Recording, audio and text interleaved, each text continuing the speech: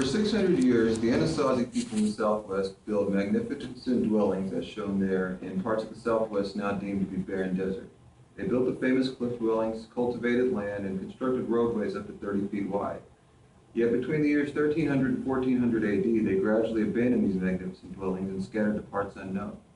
Archaeologists have finally discovered the reason: lack of water. The same fate awaits each of us living in similarly arid regions if we do not change our water usage policies, specifically the use of water specifically the use of water for agriculture, which comprises the majority of water usage. Growing rice in the desert is not a sustainable practice. While I'm not an expert in this area, I'm a frequent reader of NPR, The Economist, and other similar publications which brought this to my attention. I have since educated myself on this topic and passing along research performed by those who are experts. As far as how it relates to us, we live in a relatively dry region ourselves and have seen lake levels plunge during droughts. All of us are aware of the annual watering restrictions imposed on people in their lawns in various communities. So if it's deemed wasteful to water a lawn when the water is short, could the same logic also not be applied to growing crops in regions not meant to support them? So my points are, first of all, that overuse of water in these regions in the Southwest is depleting rivers and other bodies of water and creating unnecessary shortages. Second is that native vegetation that grows there is substantially sparser, which is a reflection of the fact that in these climates, crops more appropriate should be grown. And third, that the government subsidizes these individuals through crop insurance and disaster aid, which reinforces their incentives to do so. My first point is that overuse of water in these areas is depleting rivers and creating unnecessary shortages. According to the Morrison Institute for Public Policy's publication, Watering the Sun Corridor of Arizona State, farming uses up to 77% of the water allocated for human use in Arizona. Most of this comes from the Colorado River, which, according to William Devise of the Los Angeles Times, currently the lower basin, which includes those areas, Arizona, New Mexico, and California, is consuming 117% of the water allocated to it. That means that some of the most populous states in the country are withdrawing far beyond their allocated amount of water each year. The entire Southwest is dependent upon this river for water, which, as Sharon Zielinski of the Smithsonian Magazine adds, the Colorado River for 6 million years traveled from the Rocky Mountains all the way down to the Gulf of Mexico. Since humans have arrived and begun diverting it, it no longer reaches the sea. In 1922, the delta of the Colorado River stretched over 3,000 square miles. Today it covers less than 250, and the only water flowing through it is the runoff from alfalfa, lettuce, and lemon fields. Now that it's been established that the use of water in the Southwest has been allocated to farming, let's get an understanding of why so much water is required to sustain these crops.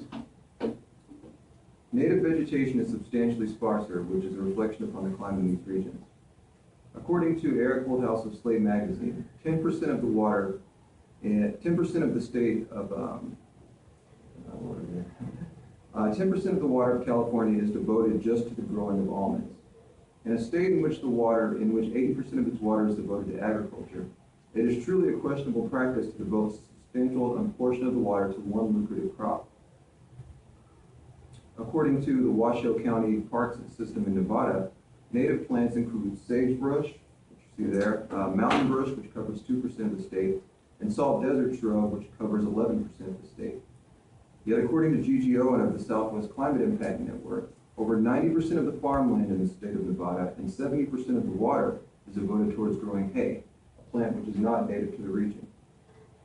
Other crops grown in Nevada include cantaloupes and tangerines, crops which are native to tropical regions such as Florida. According to Matthew Tresage of the Houston Chronicle, in 2012, shortages in the basin of the Colorado River in South Texas, another region which we know to be dry, caused water to be withheld from farmers in the region.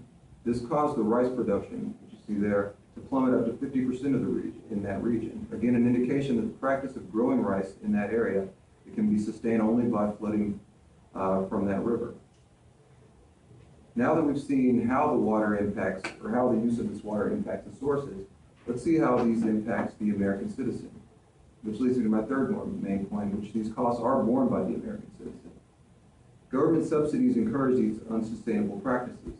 According to David Lynch and Alan Berga of Bloomberg News, the federal government last year spent $18 billion subsidizing crop insurance.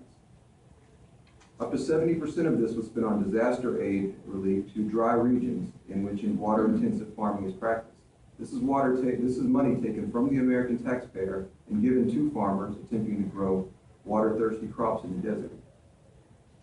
According to Timothy Richards at Arizona State University, this year, just based on 1 year of drought in California, the prices of avocados are slated to rise up 25%, berries by 15%, and broccoli by another 25%. These costs would not be sustained if these vegetables were grown in a wetter region. So today I've discussed the impact that water shortages are having upon areas in the Southwest, the way that these water-intensive crops lead to vast amounts of water used, and the way in which you, the average American, is affected by this. My calls to action are, first, I recommend that all vegetables grown in these regions be boycotted. Secondly, I recommend that you write a letter to your Congressman Pete Sessions, whose information can be found at www.house.gov, and request that crop insurance no longer be used to subsidize wasteful practices. In closing, while change is never easy, it is better that it be voluntary than forced due to behaviors which were not sustainable.